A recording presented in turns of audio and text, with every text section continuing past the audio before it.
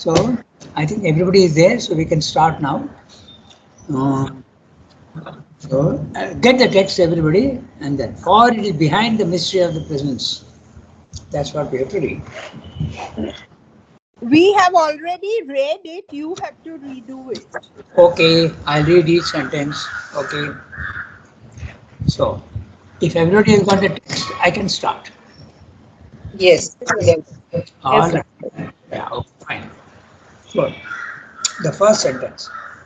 For it is behind the mystery of the presence of personality in an apparently impersonal universe, as in that of consciousness manifesting out of inconscient, life out of the inanimate, soul out of brute matter, that is hidden the solution of the riddle of existence. 1, 2, 3, 4, 5 lines, and he is explaining that this is a big mystery. Everywhere you see in the physical world, you see matter, you see the wind blowing, you see the sunlight coming, you see everything. They're mechanical, everything seems to be mechanical, and that is the theory of materialism also. Science also is saying that. But there seems to be so much order and so much of purpose, and very, very intentional movements are there in nature. So you must assume that there is a consciousness working somewhere. But science does not admit that. But we, if you go to a higher level of consciousness, you see that there is the divine, a Lord is there behind, guiding all these things. He is hiding himself in the inconscient. He is hiding himself. It's very, very similar to a drama being enacted on the stage. Okay, but the stage seems to be, I mean, the actors are all acting. You don't see the director anywhere. Okay, the director is nowhere. Even if you go to an exhibition hall, you see all his paintings. The world is his paintings, his expressions, but he is not there anywhere. The artist may not be there anywhere. He is hiding at home. Or very another similar also example, that when the actor forgets his lines, there is someone in the wings, not seen by the public, who is making sure that even if he forgets his lines, he will be guided from there. He whispers to him the next line or the next words. So this is exactly what is happening in the physical world.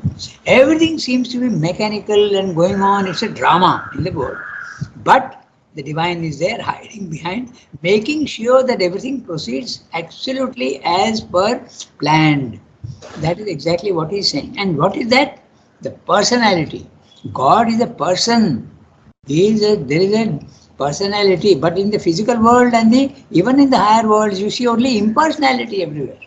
Even when you go to the self, you don't see the personal divine. Okay? You see only the impersonal aspect. When you go to the self also, you have a sense of infinity, you have a sense of freedom, you have knowledge, you have power, you have ananda, but nobody is there. Okay. So this is the mystery. In the physical world also you see who has created all these things with so much purpose and so much plan. When you see everything in the physical world a little carefully, you will see that there is a plan working. The trees that grow, okay, there's such a sequence and logic behind everything. The birds migrating, there is a logic to it. But he is there in the wings guiding the whole thing. That's what he's saying. Okay. Or what is the mystery of the world? The mystery of the world is that everything is proceeding so well planned, but how can it be? It can't be mechanical. That's a mystery. How is it? Who is guiding this? That's a mystery. Of personality in an apparently impersonal universe as that of consciousness manifesting out of inconscient. How can the inconscient produce consciousness? How can life come out of that which is dead, out of matter? How can soul come out of brute matter? That is hidden, the solution of the riddle of existence. You have to admit that there is a personal God, a master of existence, who is guiding all these things. Now, here again is another dynamic duality, more pervading than appears at first view and deeply necessary to the play of the slowly self-revealing power. So he is saying that We have discussed this many times, and he has also listed now there are so many dualities. And what are the dualities? The dualities go on changing, okay? As you keep rising, the duality, the nature of the dualities also go on changing. In the physical world, the dualities are love and hate, okay? Compassion and cruelty, light and darkness, hot and cold, all the other opposites. They are the dualities in the physical world. But when you go to the spiritual level of consciousness, you see these dualities become one. Hot and cold are really the same thing at two different extremes. Okay, I am showing you on my, one is here, one is there. That is the, you understand. But there is another more mysterious duality. There seems to be a person, there seems to be a consciousness, but there also seems to be a force, and there is no connection between them. So this is what Srimbi is talking about. And then, first of all, they are unconnected. That's the first duality. There is consciousness and there is unconsciousness, mechanical force. This is the first duality. Then you see that they are connected to a certain extent. Okay, there is a connection. So Purusha and Prakriti, consciousness and force. These are the words you can use. Okay, Brahman and matter, all equivalent words.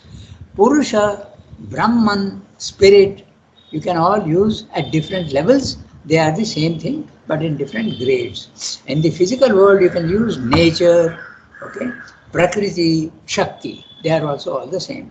So this difference is there, and as you keep climbing higher and higher, there is a connection between them, but they are different. Only when you go to the highest level, then you see that they are really one. The phenomenon of the one becoming the many is solved only at the supreme level, at the spiritual level.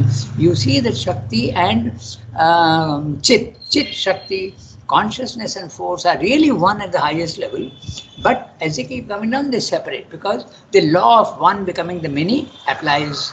So it becomes separate. So the duality persists right up to the overmind level. Okay? So even right up to the overmind level, the persistence is there. Only at the supramental level, you see that it's a, there are so many different types of dualities. That's what he said. So I read the next one. Okay. Here again is another dynamic duality. Now, he is using the word dynamic. In other words, there's duality. You have the power to do something in the physical world. First of all, it is silent, the inactive Brahman. There is no dynamism in it.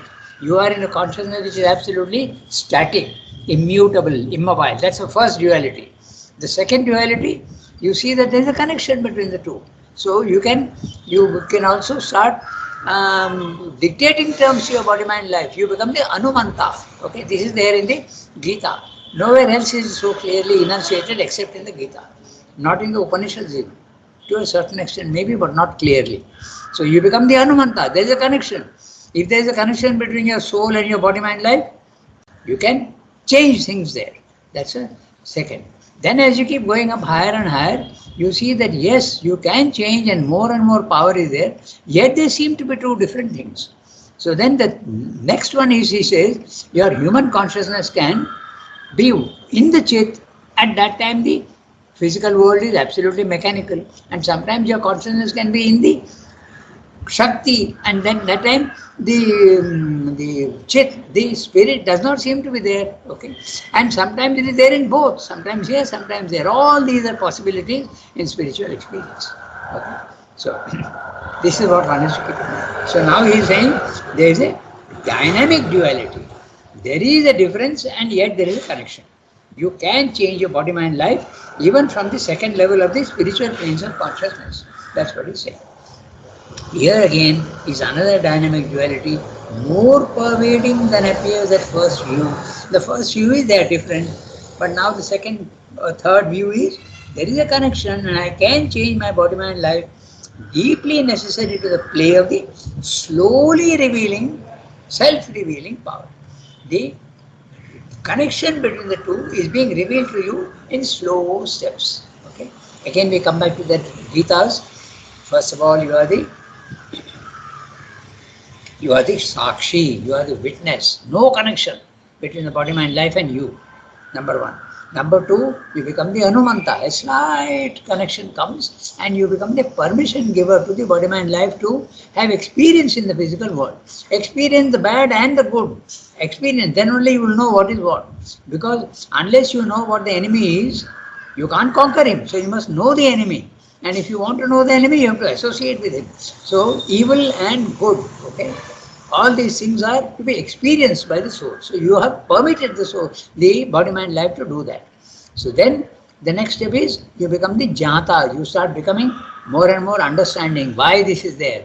Then you become the bharta. You become the supporter.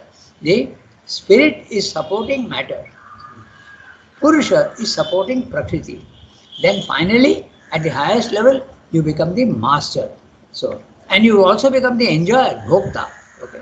So, Sakshi, Anumanta, Jnata, Bharta, Bhokta.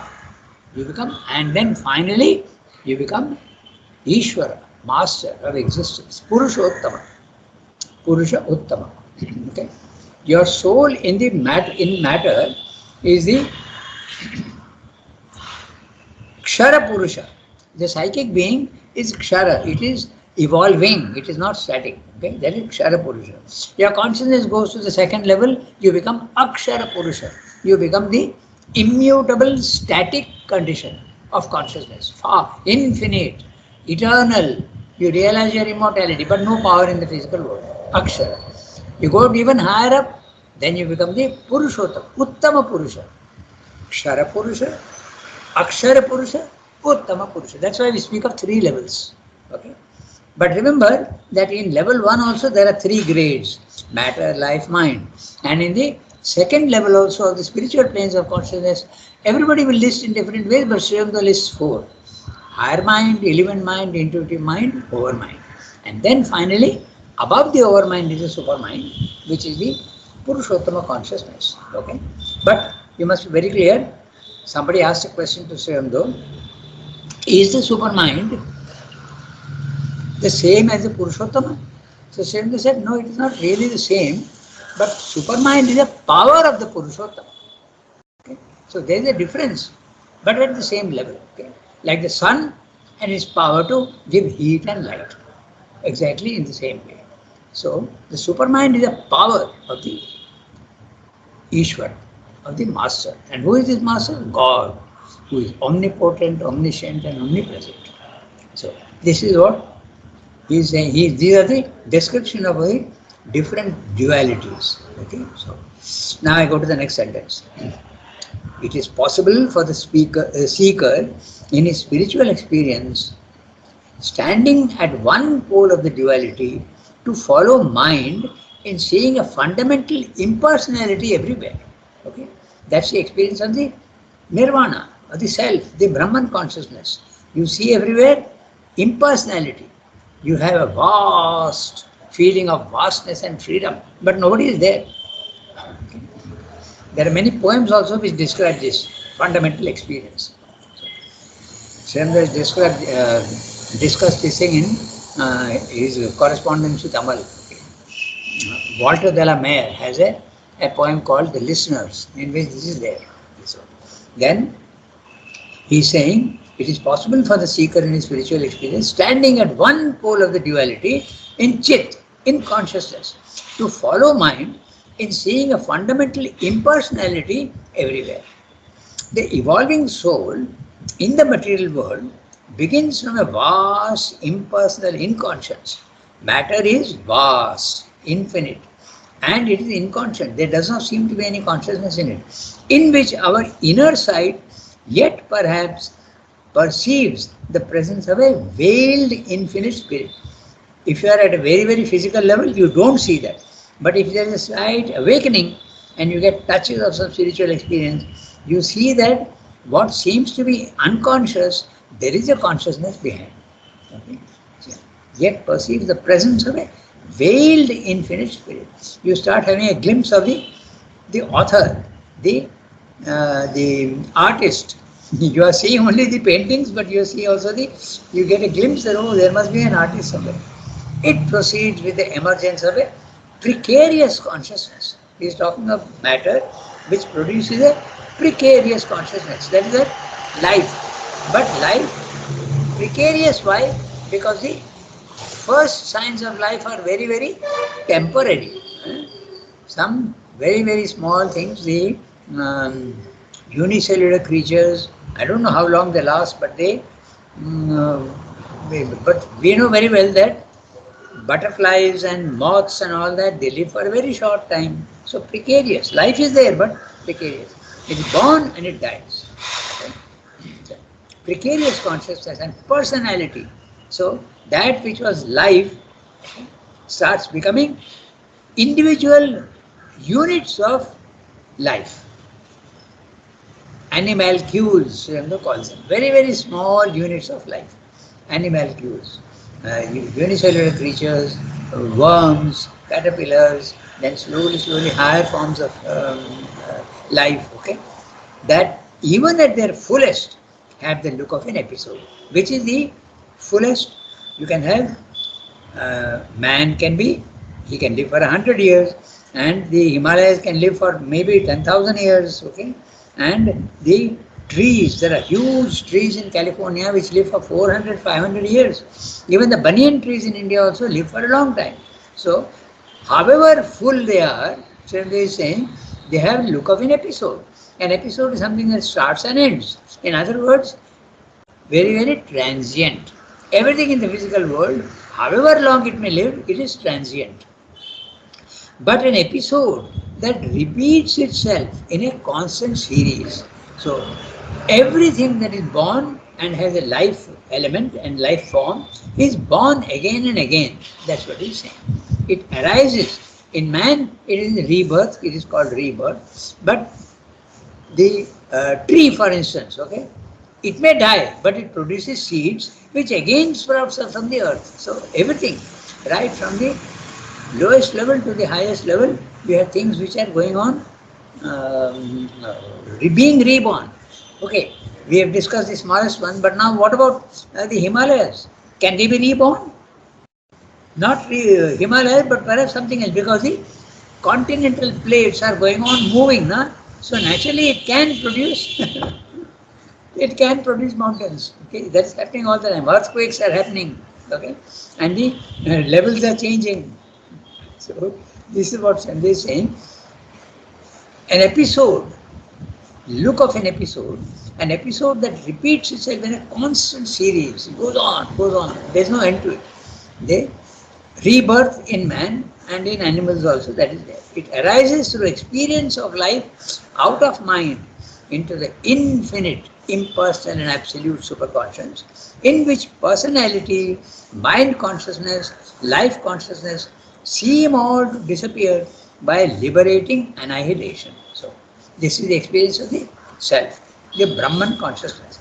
You are not aware of your body anymore, you are not aware of your mind anymore, you are not even aware of your life, okay? You are out of your body, mind, life, they don't even seem to exist.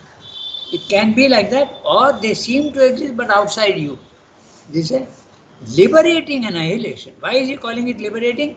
Because the soul is trapped, imprisoned in the body, mind, life, and when you come out of it, you realize that, oh my God, this is a prison house, and now I am free. So that's why liberating annihilation.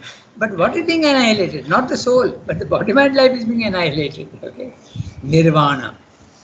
At a lower pitch, he still experiences this fundamental impersonality as an immense liberating force everywhere. What is this lower pitch that he's talking about? The spiritual force only, at a spiritual level plane of consciousness, but he still experiences the fundamental impersonality as an immense liberating force everywhere. The level 1, there is no liberation, but you don't know that you are a prisoner. Okay? You feel that you are free, and everybody thinks that I am free to do what I want. Actually, it is nature which is making you dance to its own tune, and you are ignorant of that. But when you go to the level 2, the Brahman consciousness, then you realize that, oh my God, I was a prisoner and now I am free. How wonderful it is. You feel that liberating, infinite sense of infinity. That's what he's saying. At a lower pitch, he still experiences this fundamental impersonality. Lower pitch in the second level, okay? At a lower pitch, he still experiences this fundamental impersonality as an immense liberating force everywhere. When you are at level 1, you don't feel a liberating force at all. He releases his knowledge from the narrowness of personal mind. Personal mind is our intellectual mind, limited form. His will from the clutch of personal desire. Okay, so he's talking of the mind, he's talking of the vital, and he's talking using a very interesting word, clutch. Your desire actually traps you and clutches you and hangs on to you. Try and get rid of your desire, you will see it's not that easy. It goes on insisting. So he's using the word clutch. He's clutching you. His heart from the bondage of petty, mutable emotions. Petty, mutable emotions, not big emotions. There can be vast, big emotions, but there can also be very petty emotions. Selfishness, okay, anger, jealousy, envy, small desires, all these things. His life from its petty personal groove, his soul from ego, and it allows them to embrace calm, equality, wideness, universality, infinity.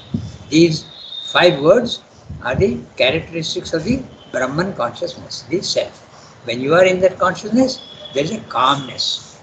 Nothing is affecting you. It is affecting your body, mind, life, but you are separate. You are just watching as though it is somebody else who is having. You are absolutely calm and quiet. Equality. Nothing is affecting you. You are equal to everything. Equality, one has to interpret correctly. It does not mean to say that you are seeing everything is equal to each other. A murderer and a sadhu is not equal to each other. You are seeing differences, but you are not affected by that. That is what is meant by equality. Your inner being is equal to everything. Wideness. That's it. You are not trapped in the body, mind, life anymore. You are there everywhere. Sarvagatam, as they say. Okay. You can choose the omnipresence. You feel yourself to be everywhere. Universality. Wideness and universality, there is some connection between the two words. Infinity also. No more limitations. A yoga of works would seem to require personality as its mainstay. Now he is saying that this is usually what happens in the Jnana Yoga. But when you are doing a yoga of works, a karma yoga, you are offering everything to the divine, so you require a personality. So that's what he is mentioning. A yoga of works, karma yoga, would seem to require personality as its mainstay, almost its source. But here too, the impersonal is found to be the most direct liberating force. Even karma yoga also takes you to the nirvana experience, the Brahman experience, the self, the Atman. It is through a wide, egoless impersonality that one can become a free worker and a divine creator. So, when you attain to the self, you feel yourself to be free, but if you go slightly higher, you become an instrument of the divine. And you can become a free worker and a divine. What is meant by free worker? You are not attached to the work you are doing. You are not attached to the fruits of what you are doing.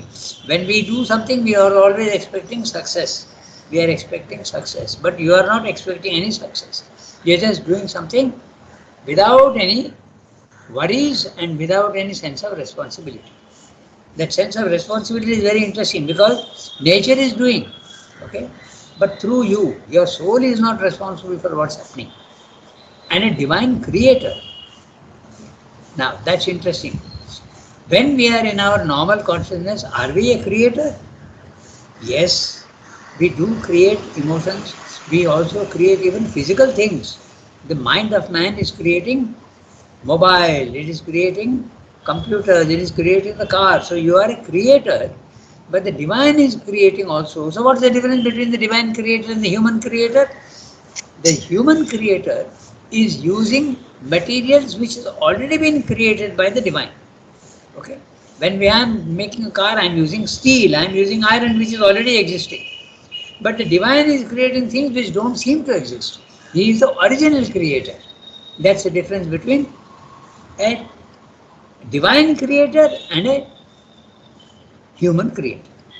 It is not surprising that the overwhelming power of this experience from the impersonal pole of the duality, when you are in the self, should have moved the sages to declare that this is the one way and an impersonal superconscious to be the sole truth of the eternal. You don't need to, when you are in the level 1, it is the falsehood, it is not the truth. That's what the Jnana Yogins will say. Jnana Yoga, Raj Yoga, they will say that. And so they're saying it's very understandable. He's saying it is not at all surprising because so powerful is that experience. Okay? That the overwhelming power of this experience from the impersonal pole of the duality. The duality, Purusha Prakriti. You are in Purusha and you see that that's the ultimate, you feel like that. Okay? Should have moved the sages to declare this to be the one way and an impersonal superconscious to be the sole truth of the eternal, not the physical world. The physical world is the opposite pole and it is not the reality. The reality is the Brahman consciousness. That's what in India that has been the main idea in yoga. But Srimdev says elsewhere that it is not the only idea. In India, we have had many, many other ideas also. Okay, I just mentioned one or two. The Gita, for instance, does not say to reject the physical world. They say remain in the physical world and have a divine consciousness, but don't be affected by the impurities of the physical world. Then there is a story of, if you remember, what's his name? Trishanku. Okay? He wanted to go to heaven with his body. Now, what does that mean? That means even while he is in the physical consciousness, he wants to experience the divine. So this is put symbolically as he wanted to go to heaven, but with his body. Now that's usually not possible. You have to leave the body behind and then only go up. That's what happened. But these ideas have been there in the Indian tradition. Okay. He didn't succeed, of course, and that's why he had to hang in the middle. Now Sridhar is taking up that Trishanku idea, going to heaven with your body, but in the Trishanku image, you are going up with your body. But in Sridhar's yoga, the divine is coming down into your body. There is a descent. Okay, so that is the same idea seen from another point of view. So, the idea that the Buddhistic idea of escape from the physical world has been dominating the Indian scene, but that's not the only one. There have been other ideas also. That's what Sridhar is saying. Okay, so now we can read the next para, but still to the seeker standing at the opposite pole. Shall we read that? Who will read? Anyone? Quickly. We got 15 minutes. Yeah, Tarika? Yeah. Go ahead. Okay, read. But still, to the seeker, standing at the pole of the duality. Maybe just 1 second, Ranganath. Yeah, take your time.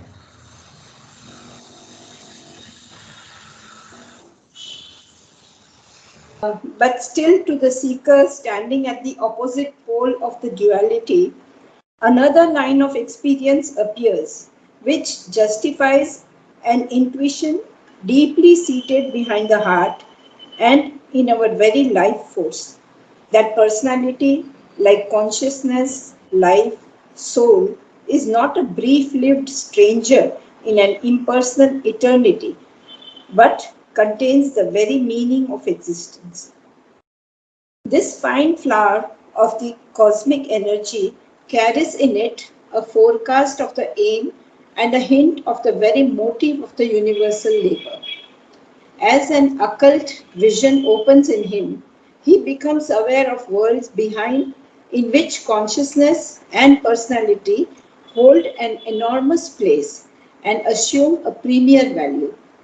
Even here in the material world, to this occult vision in the inconscience of matter, matter fills with a secret pervading consciousness. Its inanimation harbors a vibrant life. Its mechanism is the device of an indwelling intelligence.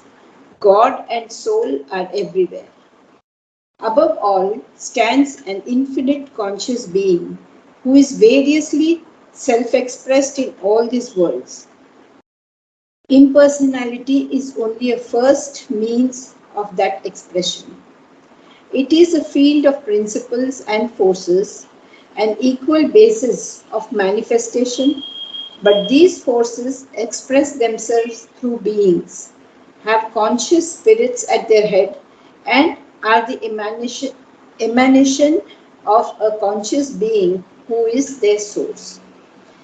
A multiple innumerable personality expressing that one is the very sense and central aim of the manifestation.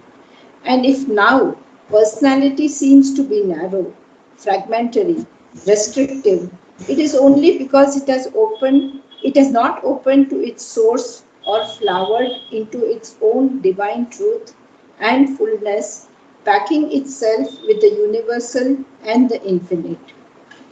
Thus, the world creation is no more an illusion, a fortuitous mechanism, a play that need not have happened, a flux without consequence. It is an intimate dynamism of the conscious and living eternal. Yeah. So, beautiful para. And now he is saying the opposite pole. He has spoken about the other one when you are standing in the Brahman consciousness above the body mind life in the transcendent consciousness. Now he is discussing the other one, that when you are in the physical world, in your body mind life, yet you are not ignorant. Okay, that's another experience that is possible. You see the divine presence everywhere in the universe. That also is possible. Normally, we are not aware of a divine presence anywhere. Okay. We see trees, we see buildings, we see everything, but there doesn't seem to be any divine presence anywhere. But it is possible to experience that. Let's see what is called the theistic philosophy. Okay, it's the what is it called? Pantheism. Pantheism. You see God everywhere. The word pan means wide. Okay, everywhere. Like you have panorama. Okay. So, pan means everywhere, okay, and that's why even the nature god is called Pan, okay. So pantheism is seeing the divine everywhere in nature. That is what Sridhar is describing here, okay. So, we start reading. I think we can just finish this para today. So, I start reading. But still, to the seeker standing at the opposite pole of the divinity. The previous paragraph, you are standing in the Brahman consciousness and looking down in the physical world, and sometimes the physical world is absolutely unreal, but sometimes even if it is real, it is separate from you. That also is another duality. The world is not unreal. Okay, for the Buddhists, the world is unreal. For Shankara, the world is not unreal, but it is separate. Okay? So that's the thing. It is real, but with defects and with imperfections. So you have to, even Shankara says, you have to go to the higher level. You have to go to level 2, okay? Not level 1. But here comes Sriyando and he is saying that even level 1 it is possible to have a divine consciousness. Okay? So, but still to the seeker, standing at the opposite pole of the duality, that means now you are down in the physical world. Another line of experience appears which justifies an intuition deeply seated behind the heart and in our very life force, that personality, like consciousness, life, soul, is not a brief-lived stranger in the impersonal eternity, but contains the very meaning of existence. In India, it is very, very common to get the idea, it is percolated into every family, tell you that there is God. And God is not an impersonal force, but a personal force. He is directing everything in the physical world. Okay. I just mentioned something very interesting to you. Jugalda told me this himself. Okay. Jugalda was our in charge of knowledge, the higher course. And he came from a very, very, very poor family. Okay. They were so poor that even food was difficult. His father had died and his mother was bringing up the children. He had a sister also. And I am telling you this to tell you with what difficulty he came, because they usually mothers are very fond of the male children. They are very fond of their sons, but they don't care so much for the daughters. Usually, it's not absolutely a fact, but the fathers usually like the daughters and not so much the. And this is the general rule. So in this case, she was very poor. Her husband had died, and Jola was a small child. So she used to go somehow get some money. She used to go pick up leaves and all that, and somehow or other feed them. But there was so much of poverty that he told me himself this, that his sister actually died of malnutrition. Just imagine, because she was whatever food was available was being given to him. He told me this. So, and he was told, I'm coming to this, why I'm saying this. His mother told him, I'll tell you in Bengali, মনে রেখো যাদের কেউ নাই তাদের ভগবান আছে. So you understand, just remember this, okay, that those who are absolutely helpless in the world, without any relatives, without any help, without any support from anywhere, God is there for them. Okay, so this is what she pushed into his head.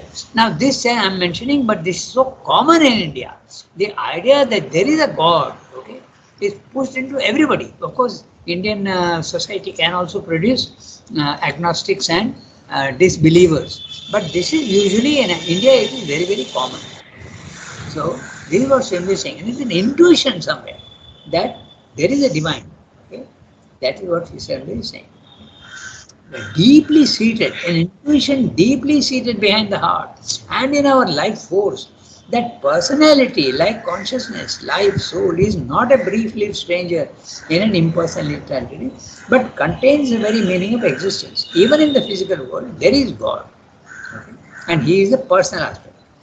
This fine flower of the cosmic energy carries in it a forecast of the aim and hint of the very motive of the universal labor.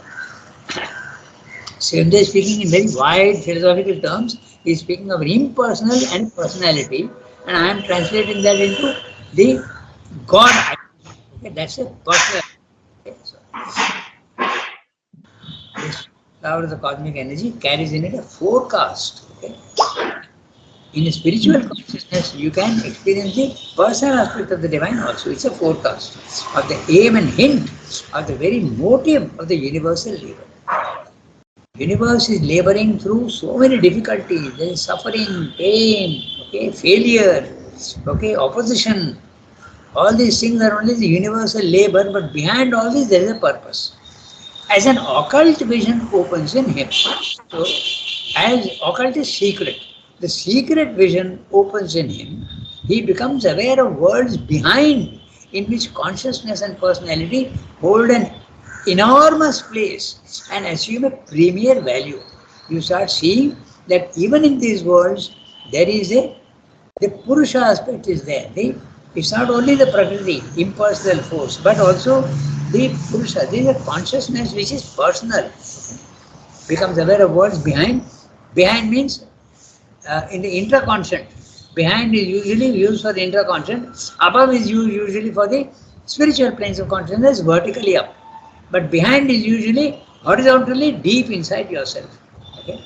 That's why you use the word behind or above. And in which consciousness and personality hold an enormous place and assume a premier value. Very, very important.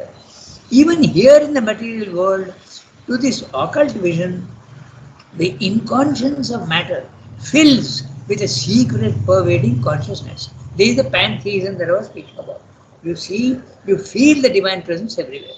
It's inanimation, no life anywhere. Inanimation harbors a vibrant life. You see the life itself. Okay? Take the seed. It doesn't seem to be living, but it can create a tree. Okay? Inanimation harbors a vibrant life. Matter can produce life. Its mechanism is a device of an indwelling intelligence. There is a purpose and there is a consciousness even in the unconscious. God and soul are everywhere. Now above, he has spoken of behind, now he is saying above. Above all stands an infinite conscious being. Now these three words, infinite conscious being, is the personal aspect. Okay? Because consciousness may not be there, you feel that it is not there in the impersonal. But infinite conscious being suggests very clearly a personality, as divine God, okay, who is variously self-expressed in these words. Variously, because he is expressing himself through everything, through stones, through very, very small life forms, bigger life forms, man, okay, are variously self-expressed in all these words. Impersonality is only a first means of their expression. In the spiritual planes, the experience of the Brahman is only a first experience. It's a field of principles and forces, an equal basis of manifestation. But these forces express themselves through beings. Now, this is a phrase which we will expand on.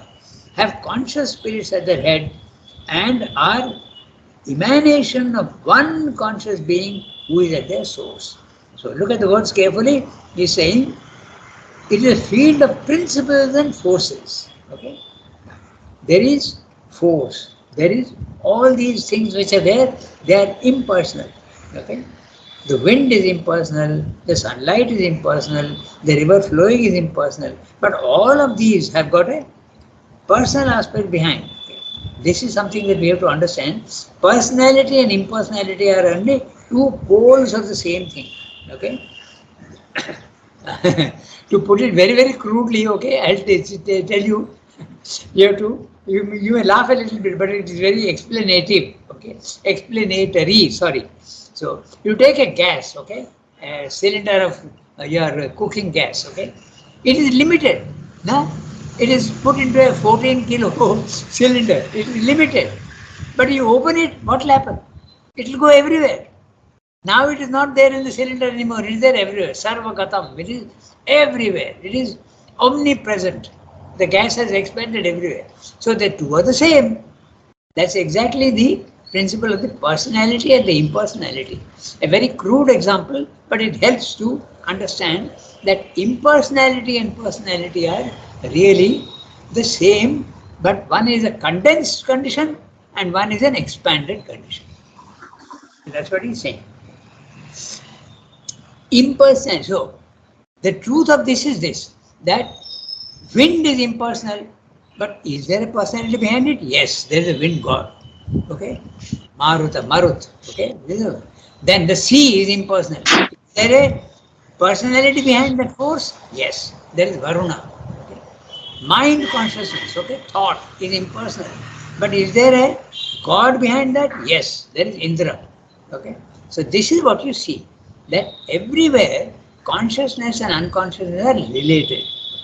So, the impersonal aspect of the divine, there is also a personal aspect of the divine. Don't think that these gods are imaginary and only myths and mythology. No, it is not.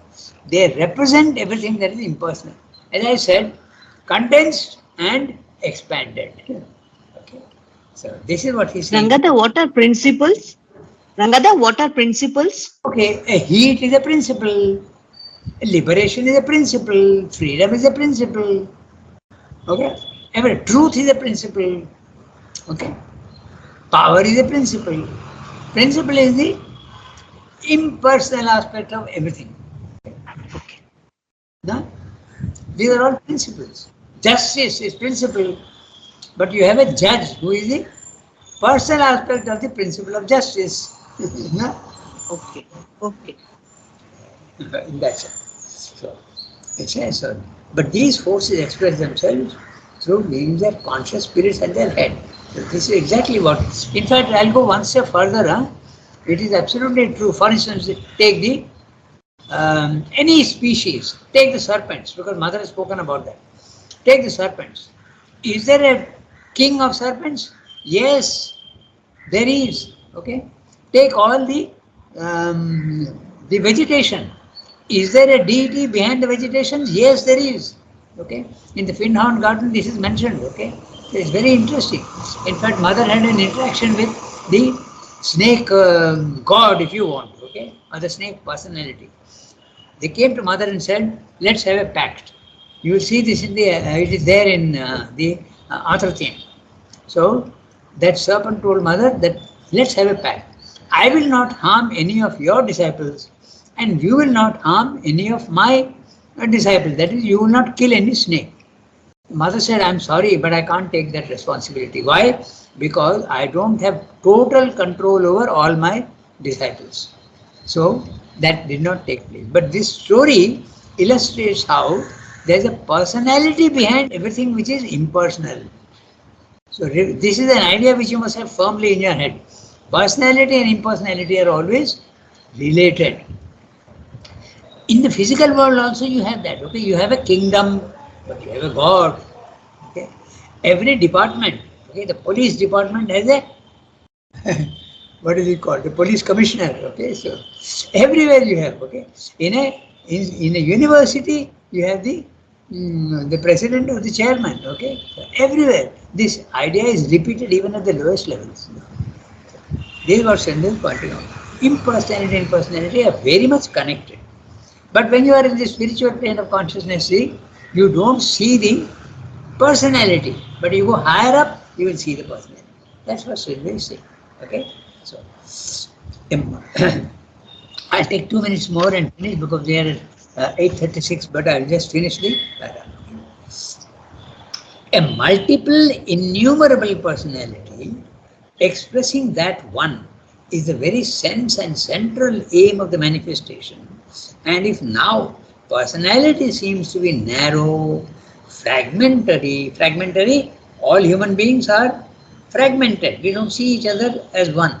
Restrictive, it's only because it has not opened to its source or flowered into its own divine truth and fullness, packing itself with the universal and the infinite. Thus, the world creation is no more an illusion. So when you see the divine presence everywhere, it's possible to, but necessarily you have to go above the Brahman consciousness. It's no more an illusion. It is not a fortuitous mechanism as the materialists are saying. The world has come into existence, I don't know how, by some chance, that's what they say. But it's not like that to one who experiences the divine everywhere. A play that need not have happened. Okay?